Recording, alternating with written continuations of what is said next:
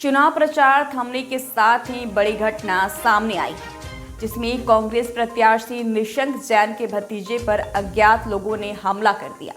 हमले में कांग्रेस प्रत्याशी निशंक जैन के भतीजे अपूर्व पर धारदार हथियार से हमला कर दिया गया।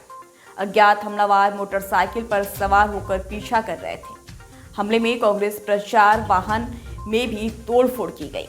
बड़ी संख्या में समर्थक एकत्रित होकर देहात थाने पहुंचे और अज्ञात आरोपियों पर मामला दर्ज कराया। आप पे हमला किया? मैं गंज बासोदा कांग्रेस की ओर से प्रत्याशी श्रीमान निशंक कुमार जी जिनका भतीजा हूँ।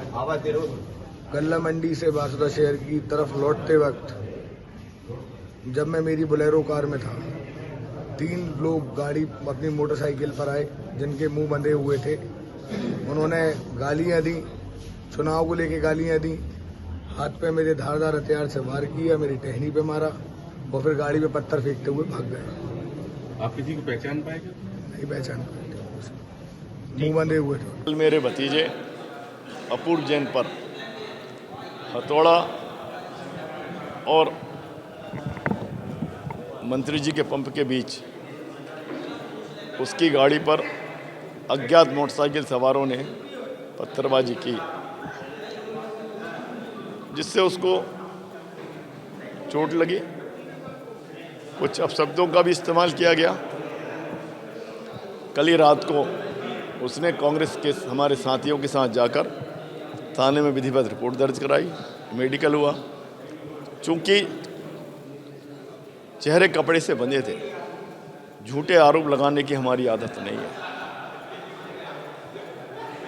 इसलिए अज्ञात व्यक्तियों के खिलाफ रिपोर्ट की और उस आधार पर पुलिस बासोदा ने, देहात बासोदा ने FIR दर्ज की है।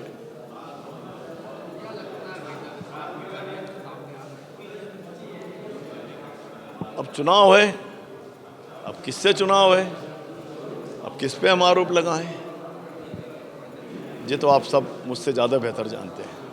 आपने अपने कार्यकाल में कई चुनाव देखे हैं, पर बासुदा की ऐसी कभी भी चुनावों में ऐसी तासीर नहीं रही है कि जिस प्रकार से ये आरोप प्रत्यारोप और व्यक्तिगत लेवल पर पहुंच गए। मेरा 32 साल का राजनीतिक जीवन है। मेरी चुनाव की शुरुआत हुई 1985 में, जब प्रताप भानु शर्मा जी पहला लोकसभा का चुनाव लड़े थे 1984 में। 1980 में हम उनके झंडे बांधते थे और 1984 से होश संभाल के हमने काम किया। उसके बाद अनेक चुनाव हुए, मैं भी 3 चुनाव लड़ा, तीसरा चुनाव है, मामा जी भी चुनाव लड़े, तमाम लोग चुनाव लड़े, मगर मैंने कभी भी ऐसा चुनाव नहीं देखा कि किसी से कहा जाए कि तू झंडे मत लगा, तू बैनर उतार, तू इधर प्रचार नहीं करेगा। और जितने तरीके के हथकंडे हो सकते हैं सभी अपनाए गए। किसी को रिवॉल्वर दिखाई गई, किसी को प्रचार करने से रोका गया, खुद ऑटो जला के उनसे कहा गया कि यार तुम रिपोर्ट डाल दो फला व्यक्ति और फला पार्टी के खिलाफ।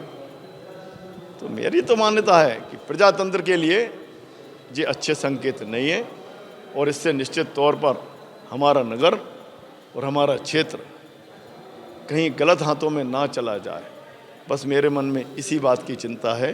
क्योंकि गंज बासुदा की शांतिप्रिय जनता ने जब जब ऐसे मामले हुए हैं, दलगत राजनीति से उठकर पूरी जनता सड़कों पर उतरी है और न्याय दिलाने के लिए संघर्ष किया है।